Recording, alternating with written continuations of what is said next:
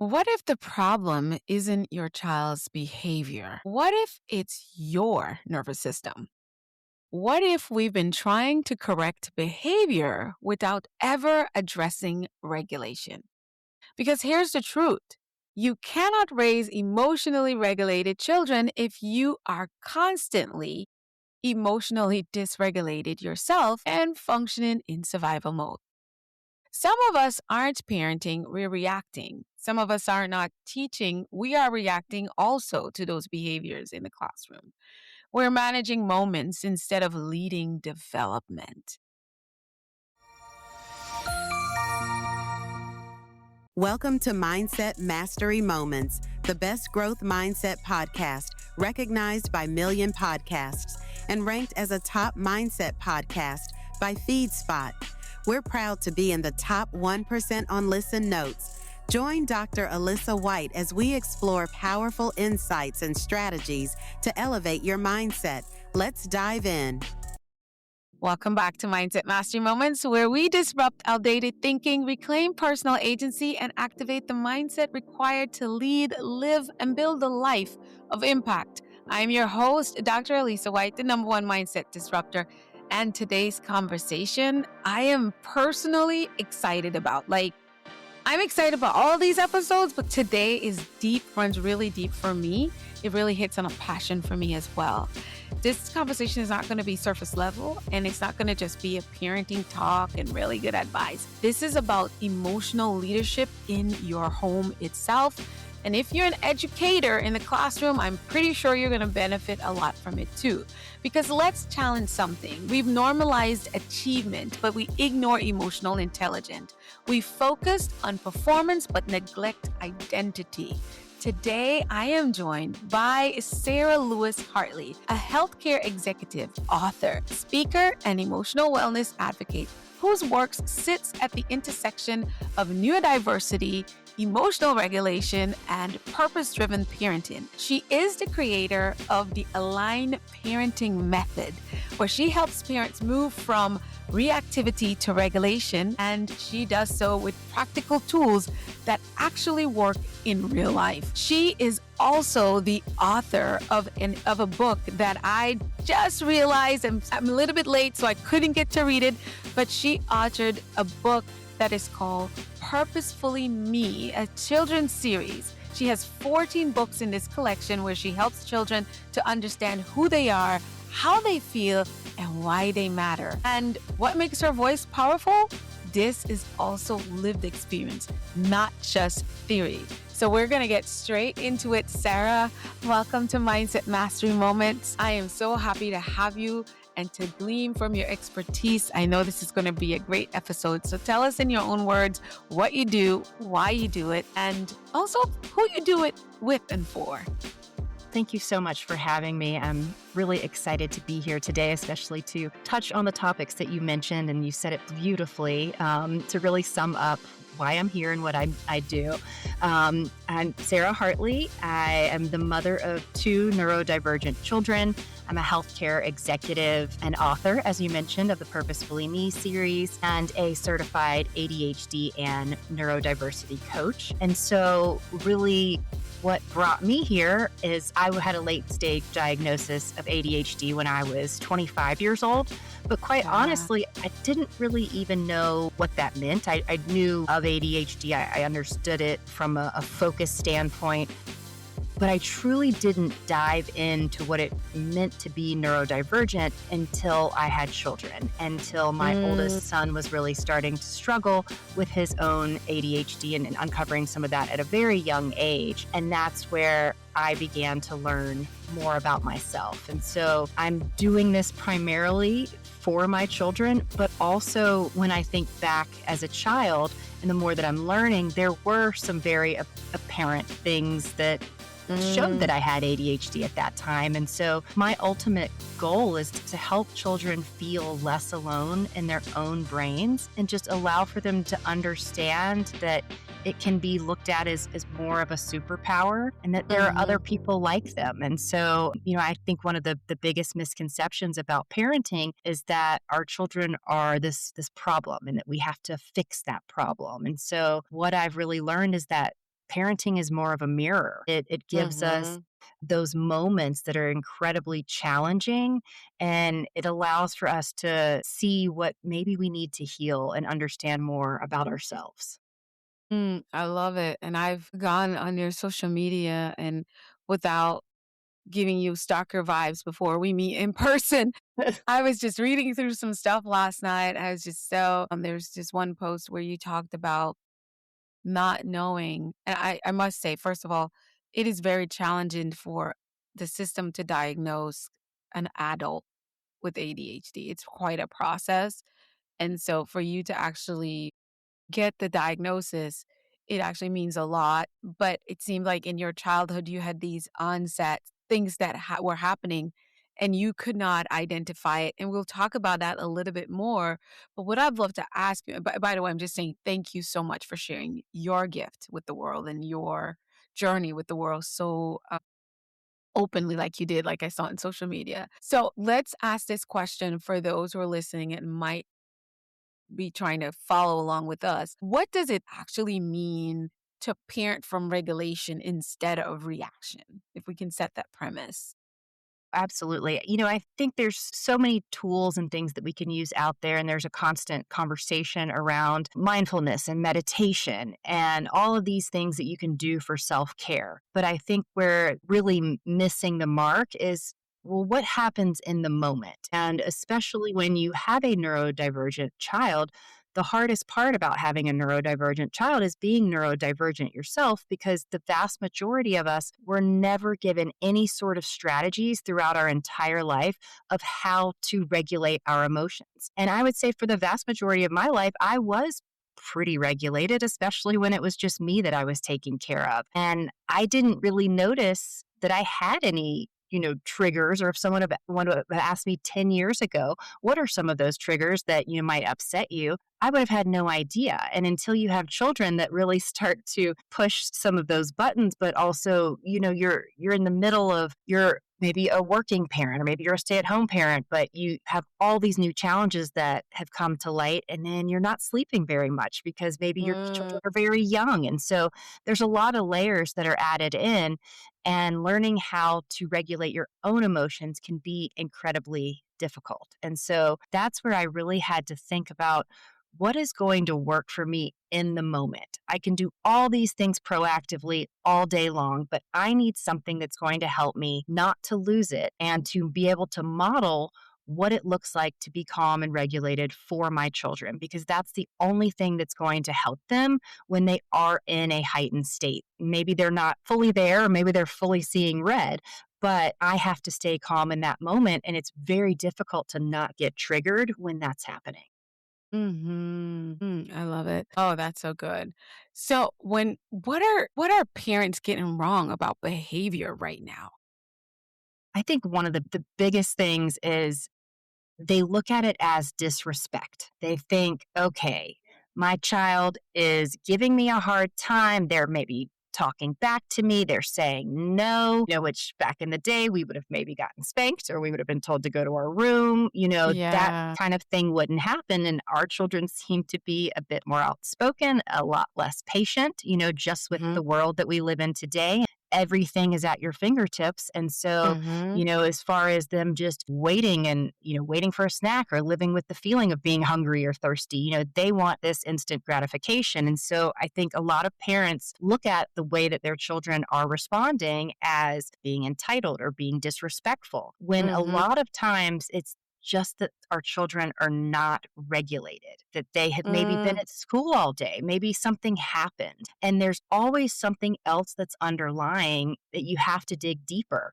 My oldest came home on Monday a couple days ago. He was in a foul mood, and it continued through most of the evening, and it seemed like he was completely dysregulated, but he also was not open to having any sort of conversation about it. And so Right. sometimes we have to be patient because we can't talk about it right now. Or, we could have just in that moment thought, oh, he's being disrespectful, and dismissed it or said, go to your room.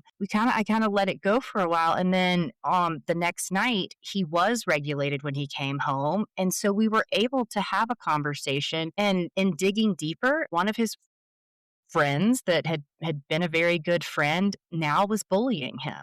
He Mm, went into a very long explanation, and I just allowed for him to talk, and I empathized oh, with him and said, "That must be really hard." And so he was having some challenges just navigating a couple of different friendships on Monday. And it's Monday, you're back to school. He had been sick last yeah. week, so it was a 4-day weekend technically for him. And, that transition can be difficult, but Mhm. the immediate thought would have been he's being disrespectful when in reality he was having a very hard time and something had happened at Aw, school that day that really did upset him. poor guy. That's aw. And that's the thing, sometimes and that's what I am learning with children is, my sister's also a therapist, so when they're pouty, is to let them if they're choosing to be quiet and not wanna talk, I always say, "Hey, do you wanna talk about it?" "No, I'm fine." "Okay." And I used to have all this, "Well, you don't seem fine." No, don't do that. Now you're just getting in a fight. See them. I'm like, "Okay, when you're ready, I'm here." And then, you might check in again later, but you have to respect that space of them not being willing to speak yet. What do you say, like in your son's case, would be like for him, he needed that evening. And let's face it, from getting home from school to bedtime is not a long time, honestly. So I think it's fair to let someone have their evening. What would be an alarming if you were talking to a parent amount of time, or what would be your time limit on getting to the bottom of why they might be dysregulated and also less interactive or not even wanting to talk to you? What would you say? It's hard because I think as I have technically a tween, he's 9, and so that's when all the hormones start, Yeah. and you can often, what feels like, bad moods or dysregulation can be some of the hormones and this hormone surges, and Mhm. I started thinking as well about he's technically almost 9 and a half, and so there's always been something right around this time of year for him that was like whether it was a developmental leap of some sort, but there are just mood swings that will occur because maybe he's going through a growth spurt, or it's just that spring fever that you can get in school. And, the weather's getting Mhm. nicer and it's just, getting closer towards the end of school. And I think they're ready for that summer vacation. And I think we have to realize that our kids also need a break too. And so being Yes. able to say, like you just mentioned, of, you know, I'm here if you want to talk. If you want space, that's fine. I'll give you tonight, and then try to readdress it the next day. So whether it's that they are maybe in a better mood first thing in the morning, or what I've found, at least with both of my children, is right before bed, they're kind of in that vulnerable state. And so if Mhm. they are in a regulated state, maybe you've read a book to them and they're a bit calmer, that seems to be an opportunity where they are willing to share. And sometimes it can depend on the child, where my oldest really will just full on, it'll all start pouring out. And so it might have been that things happened a couple of weeks before, and I maybe missed it, and I didn't know that that was something, because maybe we had a conflict, but it wasn't anything that was too big that I thought maybe there was something underlying. So even trying to Mhm. have some of those check-in conversations, whether that's weekly or biweekly, so as mine, sometimes my oldest will say, "Not one of your long talks again, mom." And I'm like, "They're not really my talks, buddy." Like, I'm typically sitting back and allowing him to talk, but he knows that we've had a conversation for a long period of time. And Yeah. I really try to just let him talk and let him just get it all out. And instead of really offering that advice, ask, "Do you want advice? Or, is this something you just want me to sit and listen?" But then making sure that you're empathizing and saying, "That sounds really hard." Mhm. And then even asking him, and I ask him often, like, "How am I doing as your parent? And how can I support you more?" And I'll say things, because the dynamic between my two boys is just a very difficult one. They're exactly 3 years apart. And I thought maybe that age gap would be good for them, but they are in constant conflict. And a lot of that's Yeah, it's almost like they're the same age, but then they're very different at the same time.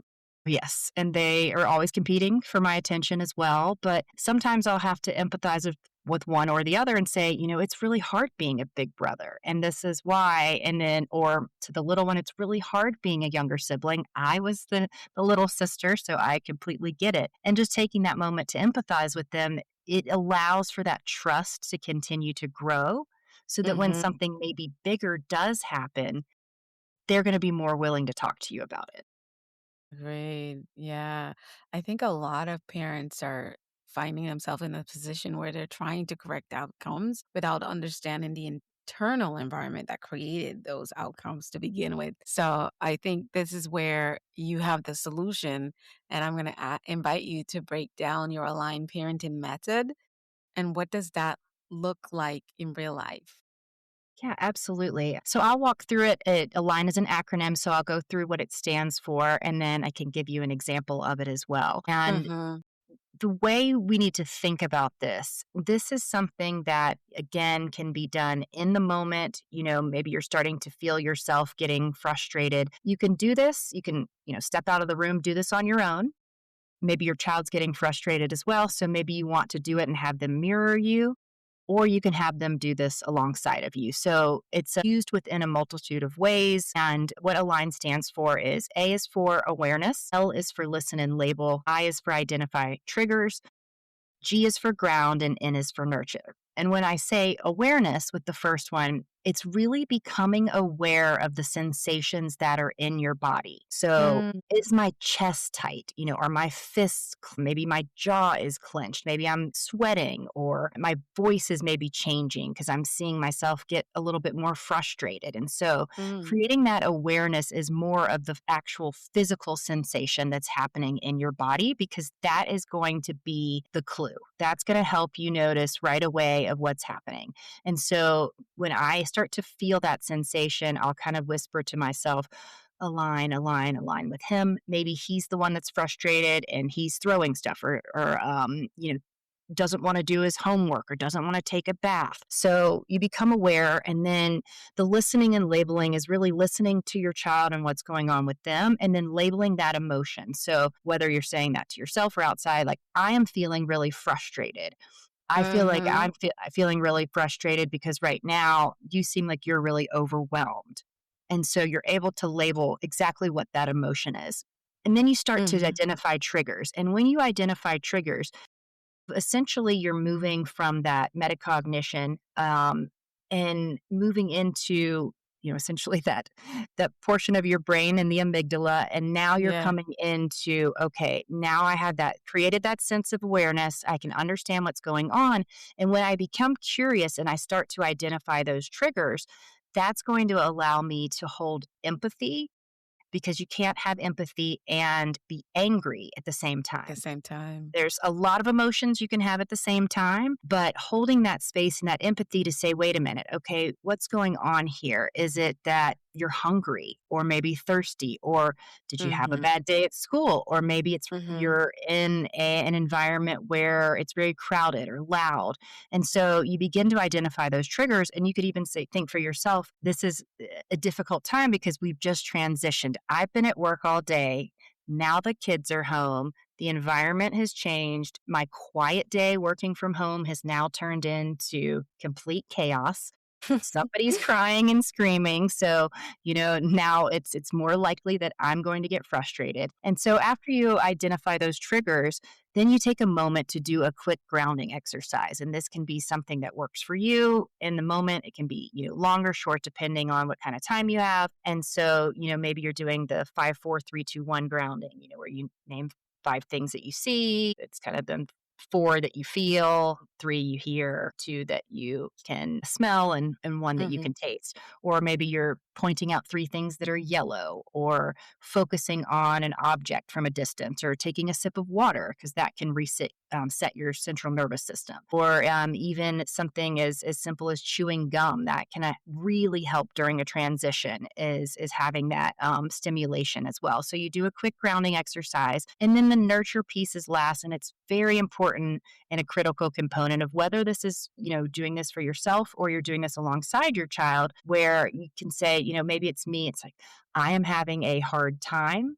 Mm. I am still a good mom, but it's Yes. okay that I'm having a hard time. Or you say to your child, I get it. I totally see why you're having a hard time right now. You've been at school all day. You had a fight with your friend. You're exhausted and hungry, whatever it might be. And Mhm. so in the moment, this can be done in less than 60 seconds. So it's something that Yes. is really quick. And Yeah. we've done this with both of my boys many, many times. And it's interesting the difference in the two of them. So, one example I can give you is we were going to a baseball game, and my oldest was starting to complain and saying, I don't want to be here. I want to go home. This is boring. We were waiting in line. It was a very long line. We had been there for a long time. And so I kind of said, okay, align with him. Because your first thought goes to, you're spoiled and a brat, and I've Yeah. written tickets, and so you have that immediate like judgment that's coming in. And so I have to pause and say, okay, I feel my chest getting tight. I can see that he's frustrated. So I'm looking at him saying, okay, mommy's feeling really overwhelmed. I'm identifying those triggers, saying, it's really loud out here. It's crowded. It's hot. I'm sweating. Let's take a sip of water together. And now let's name, three things that are purple. We went through that list. And then I said, "Yeah, I'm so sorry, buddy. I get it. Like, it's hot out here.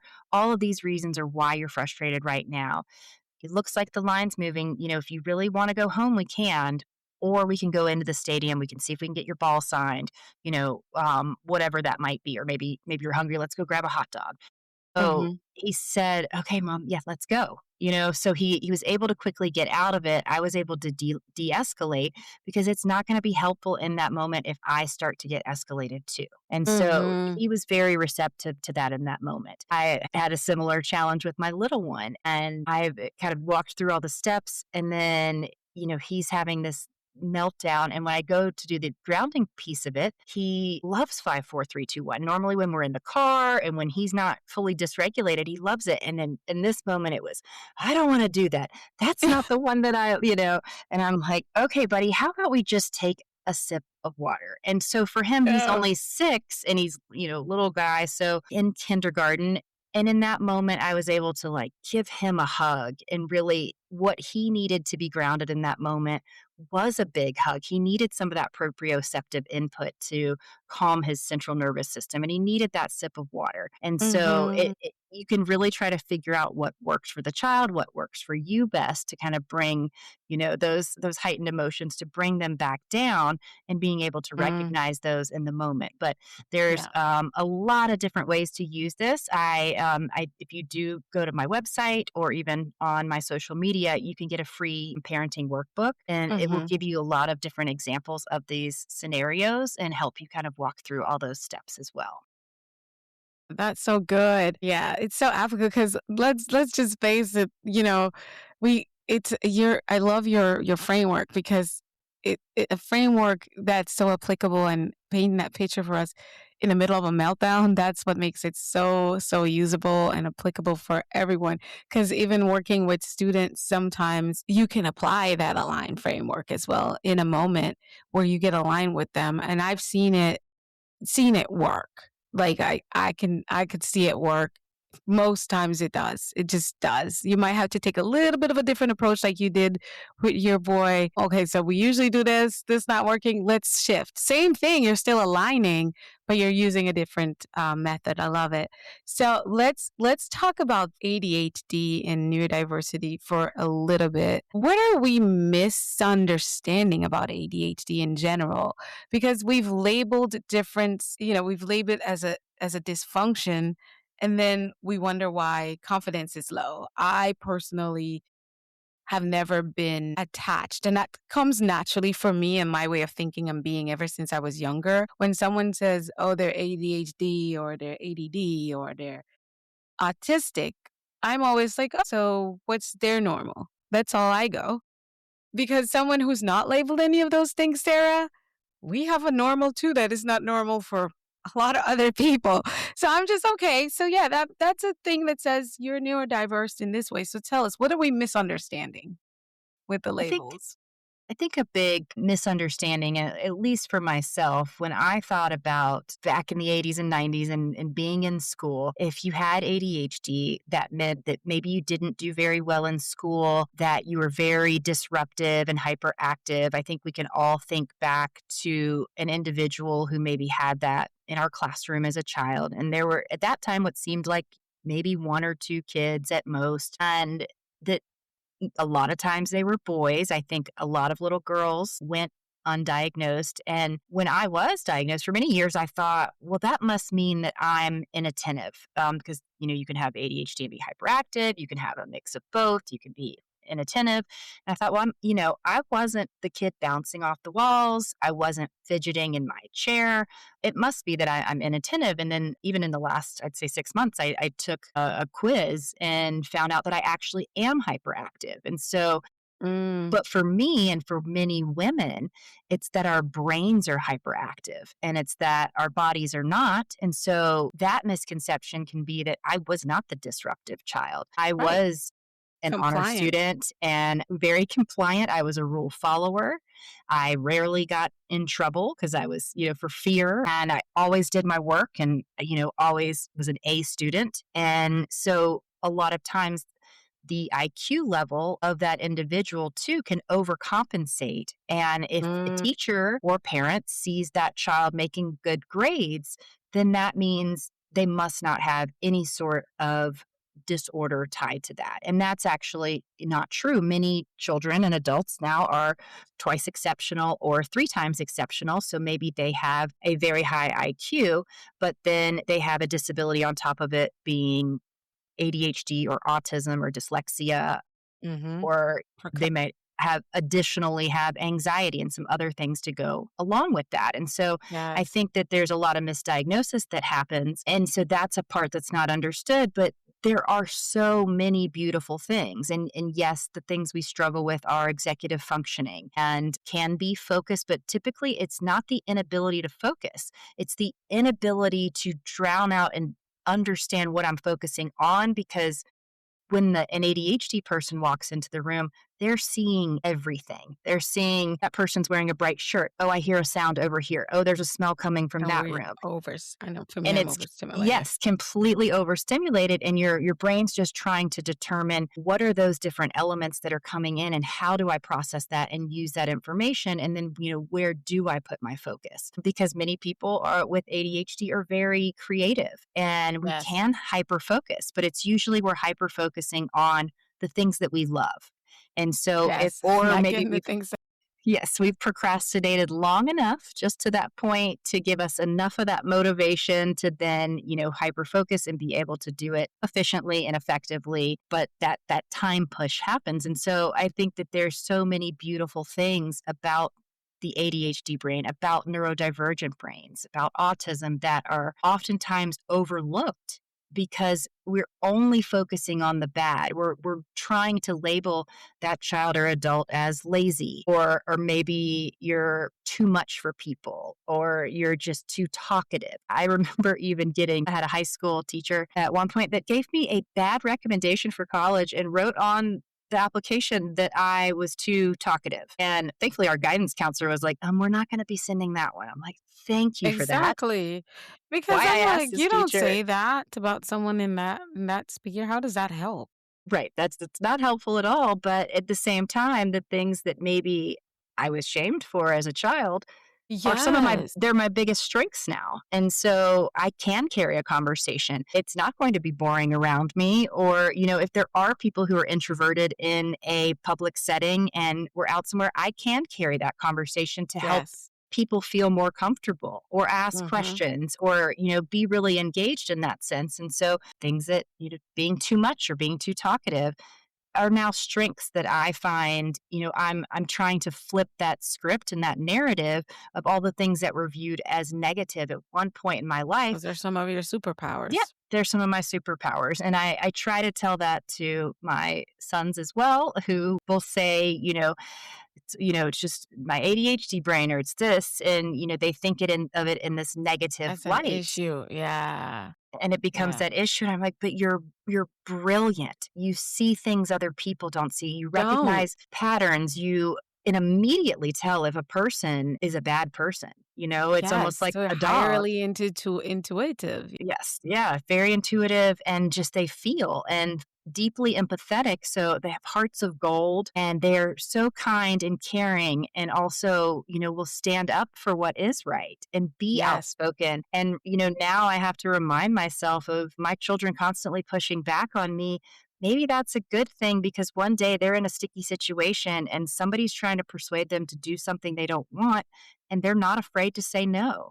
So maybe looking at it a little bit different, if we have children that are just compliant, those are probably the children that are going to go along with the crowd, get themselves into trouble at some point because they Yes, can't say no. So there's so exactly. many things that I think we just focus on the wrong parts, and we want for children to fit into a box and a bubble of, hey, this is the way our school system is, and so Right. you need to fit in this mold, or maybe you get a tutor or you keep up in some capacity instead of trying to meet the child where they are and be flexible in how we teach because everyone learns differently. Yes. And I feel like this segment leads us right into what I wanted to talk to you about is identity. How do parents raise children with identity, I guess, beyond all the maybe the performance? I would yeah, how like cuz we're in a very performative environment. Like it's all about, well, John, I have two kids. John is a smart one. Well, Alisa, she has ADD, she's ADHD, she's autistic. So it's all about performance and these outputs. So how do parents raise their children right now with an identity that looks past what they're able to do that is quote unquote normal and accepted? Because like you said earlier, these things that the teacher said I talk too much, but that's one of my superpowers. So not messing around with the identity of that child, which I feel like makes them a sacred human because of what might not be acceptable in terms of performance or normal. So talk to us about that. I know, I know this is often talked about in the autism space of leading with person first versus diagnosis first. And I Come think that on. that is the same that those with ADHD want you to understand as well. But it's an interesting world and it's interesting on people's perspectives. I was talking with someone recently that kind of had this mentality of, I'm tired of all the excuses. I'm tired of, okay, because that mom said, yeah, their child did that. And maybe their child wasn't very kind, Autism. but maybe they're autistic or maybe they have ADHD. And so they cut people off mid sentence or, where it comes across as rude and feels like all of that's an excuse. And so, there's an element too of trying to teach our children of like time and place. And that's where I explain that to my son of like, what's expected of you when you go to school. And you know that when you come home, you can be freely yourself and you can express yourself in any way that you need to get that energy out because you've been masking all day. And I think that Mm, that's a difficult piece to recognize too. I mean, I know if I go, maybe I'm going to a conference and so I'm constantly talking to people nonstop. When I get home, I need some time to decompress completely because I am burned yes. out. I've been on for so long. And so we have Yes. to just teach our children to have that element of self care as well.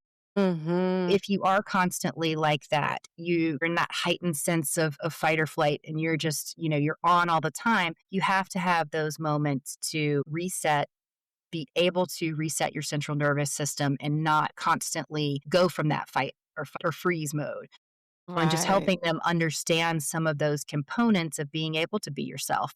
Both of my boys, they express themselves in how they dress are like they've kind of bringing hot pink for boys is cool. They love Love this it.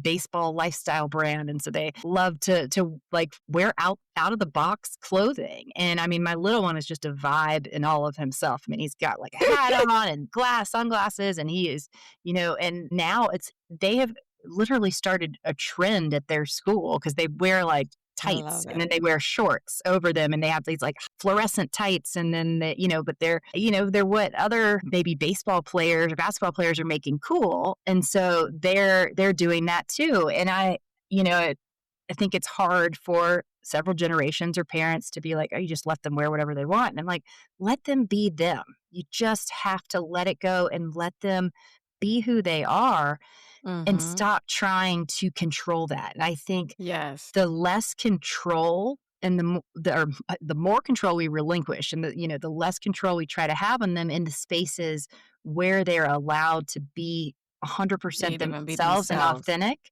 that's going to just allow for them to learn, later in life of what to do in certain Mhm, situations. mhm. I know I've got to dial it back in certain places, and that's just human nature.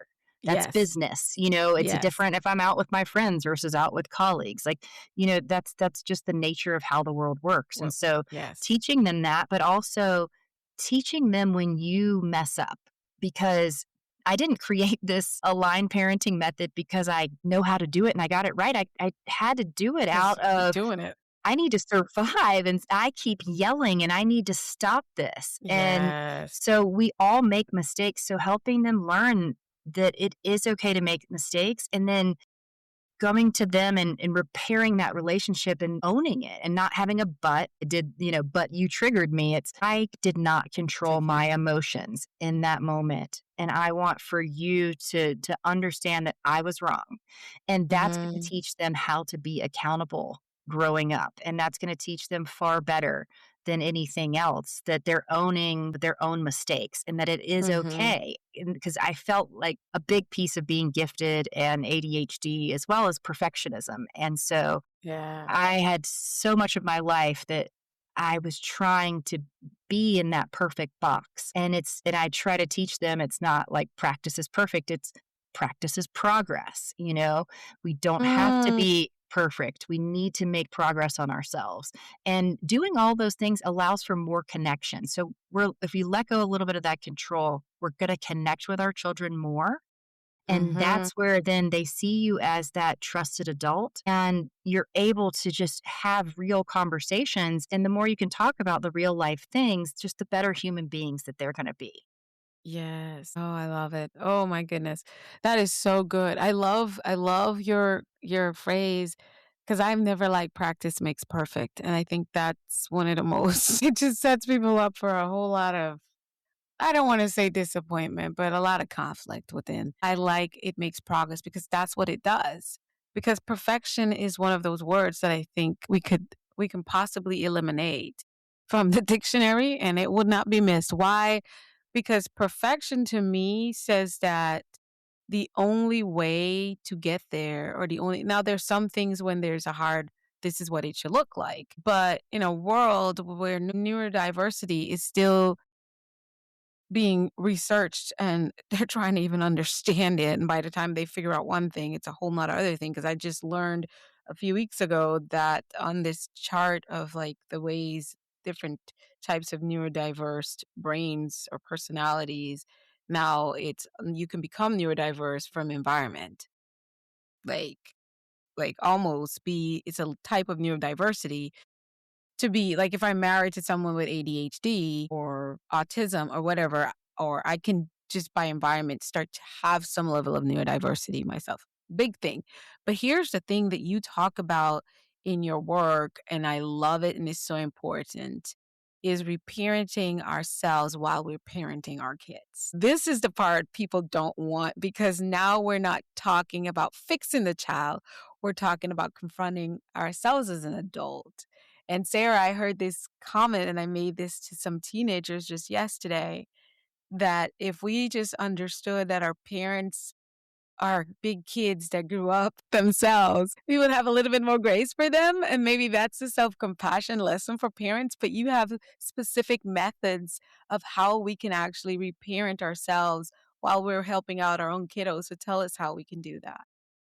Yeah, absolutely. I mean, I think that that's part of the philosophy that my aligned parenting method was built off of is more of this idea of echo parenting. And so, you're essentially your child is that mirror and you're starting to see maybe the wounds that weren't healed of yourself. And so that it's interesting as I am talking through the Purposefully Me series, and a lot of that was me processing my own emotions. And so these books are Mm, on hard topics. So there's books about bullying and ADHD and autism and dyslexia and giftedness, divorce, death. And so all of hmm these topics that are difficult to talk about.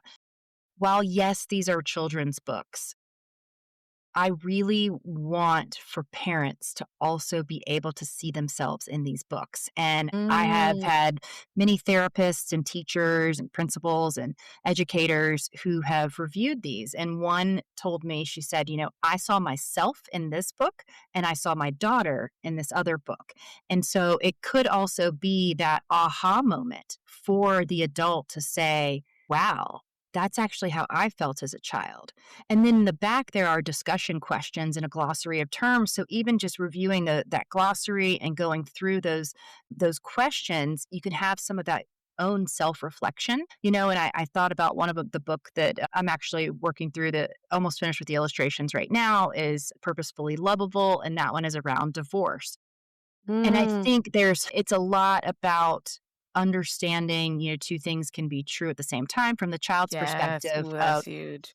my parents can love me and not each other Mm, anymore. And, they can mm, be mad, but they can still love me. But mm. it's also something that I think of, there is a happy ending in the story, meaning that the parents come to an amicable way of co parenting. And Yes. we know that that's not typically the case. But Yeah. thinking about, how do you learn as a parent? If a parent can read that and say, okay, maybe that's the goal. Maybe that's where, because now I'm recognizing the emotions that my child is having because of our Mm, conflict. And now, yes. because of that, I'm able to maybe adjust what I'm doing for later. And Mhm. so there's a big piece of that moment of teaching and being done in a way that is, very childlike. I think that it can speak to many adults and what's going on internally with them. And as you mentioned before, there's a lot of these additional ADHD diagnoses coming out, and a lot of that is women and the time frame that we're in when we have children. We're starting to go Mm. through perimenopause, and so we Yeah. have actually had ADHD our entire lives, but we've masked so well. And that now the hormones that are happening with us, the triggers from our children, all of a Mhm. sudden it's exacerbated all of these symptoms. And so now we're recognizing, oh, wait, that's me. And there are so many parents who have now discovered that maybe they have ADHD or autism, and that's due to their child's diagnosis. So there's Mhm. so much that we're learning. And I mean, they say, whoever they are, they've always said our children are our biggest teachers, our best teachers. Yes. And Come on. I never really understood that until now being a parent. I've learned so much about About myself yourself through your through kids. them. And I'm a better, Yeah. while it is hard, it is so hard every day. I'm a better person because of them. Mm, yeah, I love it. In my mind, I just thought about it. I was like, your child is really not triggering you by accident. They're actually exposing what you haven't necessarily been able to heal yet. So I really, really, really think, and I love how you broke that down. So for me, I didn't actually give natural birth, but I feel that's how I am with humans. Like they're not triggering me. Okay, what is this? Why is this? Why is this? Why is this an owie? Why am I bruised? Is this my ego? Is this part of me that maybe it's a big T, little t, mid T trauma thing that might be under there? Or is there something I need to pay attention? Is there something I'm doing? Always coming back to self and how I can do it. So let's do flip the script, Sarah. It's where we talk about a moment or a time in your life when you had to flip the script of your own life or your mindset, especially as a parent. What was that moment where you realized the way I'm doing this isn't sustainable? I know you shared that experience with your kiddo, your 6-year-old, but I think there's one more there when you just thought, hey, this is not sustainable. I cannot go on as like this as a parent. I need to do a mindset flip.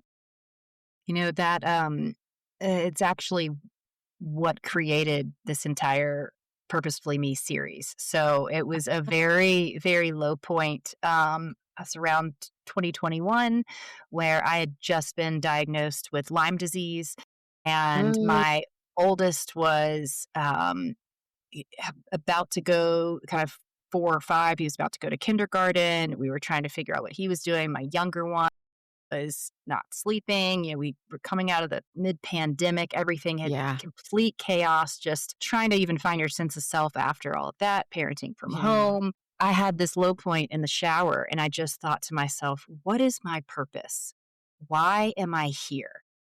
Mm, And I just started thinking through all that. I think some of our best thinking can be done in the shower or in the car. There's always on a plane. There's always Yes, those in the moments. bathroom. Yes, in the bathroom. I got out of the shower and I opened the notes app on my phone and I started writing. And I thought something has got to change. And a lot of that was where I began to process my own emotions. And that sparked the Purposefully Me series. Every book, it's a classroom of children. And so every book is at the beginning kind of introduces who they are. And then it says, what is my purpose? What am I here? Is it to do this or is it to do that? And then, they go Mm, through that conflict, the conflict resolution. And by the end, they restate, what is my purpose? Why am I here? It is to do this. It is not to do that. And so that for me, it was almost like my own internal conflict was just constantly battling. The ADHD book is called Purposefully Enough, and it's a lot about my own emotions as a child. I pulled out a couple things that maybe didn't happen to me because I was a little bit more, it was a little bit harder you to recognize for me. Yeah, you had to And I get masked a covered lot for. better. And so, Yeah. just for the purpose of highlighting some of those ADHD characteristics, but I thought back to that feeling of me as a child. And so, what these books have done for me is allowed for me to kind of go in and really address some of my own internal conflict. And that one being Purposefully Enough, it's that question of, am I good enough? And that's what Mm, constantly has come up for me for most of my life. And so, I really had to flip that script and say, I cannot continue like this. This is a low point. I don't want my, children to learn. I have to start addressing my inner demons, essentially, or just mhm. understanding, what is causing me to feel in this low point. And for me, writing became very cathartic in processing all of those emotions. Wow, that's deep. That's so deep. Yeah, the pandemic. We have to congratulate ourselves for getting through that and pivoting the way we all did. If in 2026, I feel like if we know anything, we got through that, we'll get through 2026 because Yes, 2026 is 202016. it's been already a rough Seriously, one. seriously, one of my guests said, she said, "Oh my goodness, what is success to you now? How do you define success for yourself, especially as a parent, Sarah?" A lot is the relationship that I have with both of my children and the trust that they have in me, and I can watch that unfold, especially with my oldest. I mentioned the conflict with the kid that was bullying him earlier this week. The reason why was another child it was at aftercare, and they were building a tower of some sort, and the other child said, "Hey, why don't you I'm going to throw this to you and you pretend like you're going to catch it, but then we're really going to knock over what he's building." Mm, And my son said, "Why would I want to do that? Like, what mm, why?" Like, "Why?" And so now they're no longer friends because he stood up to the other kid and was like, "I'm not doing that." Instead, the good kid for him. proceeded with what he was doing. One of the, whatever the other kid was building got knocked over, hit my son in the head. Oh, that's a whole different Boy. thing. But when you can start to watch these small micro moments of our children becoming real people and becoming kind, and it starts to realize that we're breaking those generational cycles. And to me, that's a huge success, and I think, beyond, my home life, and that to me truly is the definition of success in raising humans. But I want to share these stories with the world. I want to get these Purposefully Me books into all of the schools across the United States and across multiple countries because there's so Yes. much power in there. And I think about the mental health problem that we have across our country and in our schools and what's happening with school shootings. And if maybe Mm, early enough on there was a child who felt very alone and they saw another child in these books that they related to, and that child was able to say, mhm, okay, I feel less alone, and they were able to mhm. start having some of these conversations and doing some of that, really reflective work at a young age. Maybe we can help prevent what possibly could have happened at a later age because they were isolated, they were bullied, Yes. they were, Yeah. that mental state they were in then expanded into severe depression, severe anxiety, or other, mental illness because it wasn't caught early on. Maybe that we Mhm. can make that change. And that's, ultimately what my purpose is here to try to be on this earth to just help other children feel less alone and to help them grow in to adults who care and who are kind and, who can see the world in a beautiful way Hmm. and refrain from, violence and hatred and all of just the turmoil that can happen in our world. I love it. Oh, that's so powerful. What's the next big thing for you and what mindset is required to get there? Because I know like I'm thinking about what emotional level and discipline does it require? Because I know with the dream, you already share what's next big thing for you, which is getting those books into every school, as many as possible, not just in the US, but across the globe. What kind of emotional discipline would that require from you? At the same time, I have to remember that I do have ADHD. I can't. That's what I'm asking because I know there's a female Yes. entrepreneur, a woman Yes.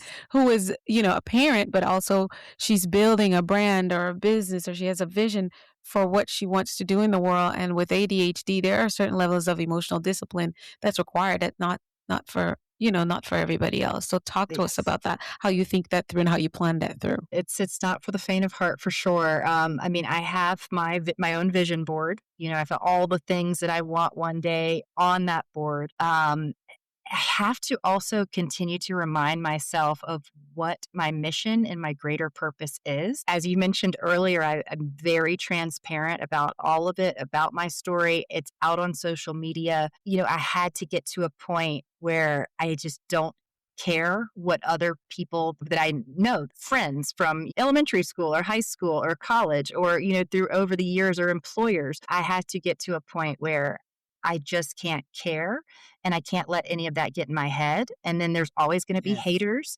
And, Yes. there are many I've had comments around, you're just trying to gentle parent. You should spank your child or you should beat them into submission. Or I mean, the comments can get very out of hand. And I have to just Remind me not continually, to stay away right? from your comment section because I might wanna tear some people All apart. right. No, that's not my personality, but I just that Yes. ignorance irritates me. That's why I stay out of the comments. But Yeah. I And mean, there's, I'm gonna be diving into your work. I started last, I was like, "Alisa, go to bed." yeah. I was just having fun reading and listening to your videos, and I was like, "Don't stalk her. It's already late in whichever state or part of the world she is, so you can hit like tomorrow." So, oh, yeah, I'll stay out the comment section. Yes, and that's what I had. There will be those doubts that creep into my Yeah. head of you aren't, just that you aren't good enough or you are too much or why would anyone Mm. care what you have to say? And it's interesting because of the really resetting your full mindset and trying to have gratitude constantly and being able to look at the end goal and the bigger picture of all of it that allows me to at least ground myself and I'm listening to how that inner voice if I do have some of those negative thoughts I'm also listening to my inner voice very quickly say nope, don't do that, don't go down that road, you have a purpose, you do have a voice, you do have a space for this, and it's interesting. I'm that internal conflict I constantly have, it's just becoming more and more positive. And I just try to stay away from the negative side of things and know that it will, and I just kind of leave it up to the power above of like, it will all work out. And, Yeah. that's what I think I also feel very blessed that I found what that life's purpose is because people search. I went listen to one of your more recent episodes talking about finding that purpose. And it is so difficult. And many people are in that situation where they have no clue what that is. And so I have Yeah. to be very grateful. And as much as like gets really hard and I want to quit, I just can't. I have You to keep just going. can't. Yes, because it also fuels you to know that you're one with your own inner voice and your actions. Like, it's not easy. Like you said, it's not easy because when you discover what it is that you are created to do and you found that big why, and then you determine with passion and skills and even curiosity how you want to express it in that time, that's the passion piece. Then you're like, "But, oh my god, I'm a school teacher. So I wanna go write these children's books. I wanna go out and talk to women about parenting, and I got 2 kids of my own, plus I'm a school teacher, which by the time I'm done with those kids at school, I don't even wanna see my own kids half the week." And now I'm going to write these books. Like when, right? Is what could happen. I'm creating that scenario. The thing is, it's very little at a time. Because what I find, if you find a schedule and you find a section in your day, just 30 minutes a day, at first, the visualizing the plan, the who, the what, the where, the when, even if it seems so unattainable, you write it down, have a clear vision and a plan.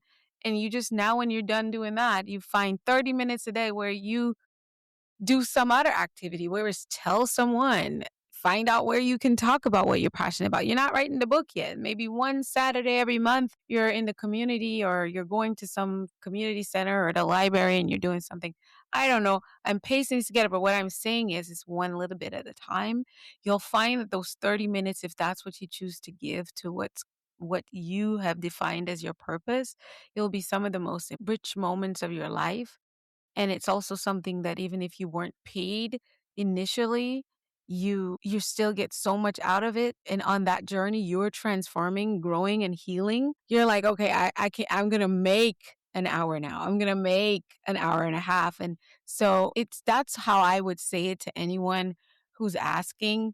And I'm listening to you and knowing that you're a healthcare executive, you're a mom, you're an author, you are building you're on a mission, right? I mean, people have to talk about brands and businesses. You're a soulpreneur, like you're creating transformation in an entrepreneurial space that is going to change the DNA of a lot of souls that is traveling on this earth. Because like you said earlier, ADHD and all of that is not just, it doesn't come out of the blue. Sometimes our parents have been masking it. Because in my age, I'm an 80s kid. You get beaten. You cannot opt out. You cannot crash out. You cannot have a temper tantrum.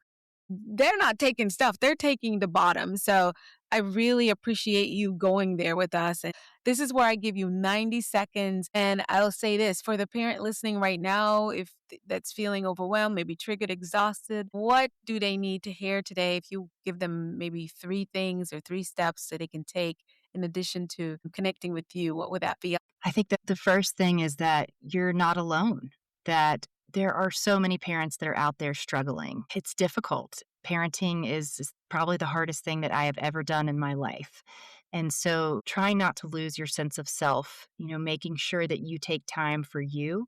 I've heard so many parents say, well, I just don't have the time or the capacity to even go on a date night or schedule something for yourself. Just find those micro moments to be able to dedicate to you. If it's even just going for a walk, sitting outside for a few minutes, whatever it might be, just try to make that happen and schedule it into your day, and then really work on, what are those things to continue to regulate your central nervous system using the aligned parenting method that I've created. Again, it's free and it's a workbook. And so you can go through those reflection prompts and really take that time to do some of that inventory of your own and try to get to the root of what does trigger you, what does cause some of your level of frustration. Again, we're all in this together. I'm always happy to be a resource for you. And, I really appreciate all of you out there listening. You can find all of my information on saralewishartley.com. and on social media as well. I love that. I love what you said about the self-compassion. It's so important for you to really prioritize yourself, because that's where you pour from as a parent, as a human, and a lot of us as parents. Like, it's easy for me I don't have any children of my own. I am able to, I believe I have that advantage to pivot really quick and be like, oh, so really great advice, Sara. So Sara, tell us specifically where we can connect with getting the book series. So the books are available on my website. I have Shopify, so very easy to go through the Shop app, and with all the tracking and everything. It's saralewishartley.com. It's SaralewisHartley.com, and then at Sara Lewis Hartley on Instagram. What I always say is it doesn't cost anything to follow someone on social media. And so when you're looking for those additional parenting tips or the aha moments of ADHD, or understanding, some of the elements of, what might be challenging or executive functioning. I'm giving away all of that information, to just, have that in your repository to help you feel less alone. That's the kind of thing that it is free. And one thing I love is I love my business account because my algorithm is all other ADHD moms and parents. It's parenting advice, it's mindset, it's, affirmation. So it's such a positive journey. And I rarely even go into my personal account anymore because that's filled with all sorts of things. But when you're really trying to change that mindset, there is a way that you can really try to focus on that and use something like social media for good, and have that help you in your journey of trying to heal yourself. I love it. Well, so as you all know, we always have the links and to all her work and in the description wherever you're listening, watching to this. Just let her know you heard her here. Definitely, she does have really great content on social media that will really help you as well. So tap in. Thank you so much, Sara. You have been such an amazing light to us today, setting a light in so many things. And we're just happy to have you part of Mindset Mastery Moments. Thank you so much for having me. It's been a pleasure. Absolutely. Listen, this wasn't just about parent, as you guys can hear. This was also about leadership, because the way you show up in your home is the same way you show up energetically in your life overall. If you are reactive at home, you're more than likely you're reactive in your decisions at work too. If you're lacking regulation, you're probably lacking clarity. And if you don't know who you are, you cannot teach identity to someone else. So if this episode challenged you, good, that means something is shifting. Make sure you connect with Sara. Check out her work, her books, her framework. All that will be right there in the description.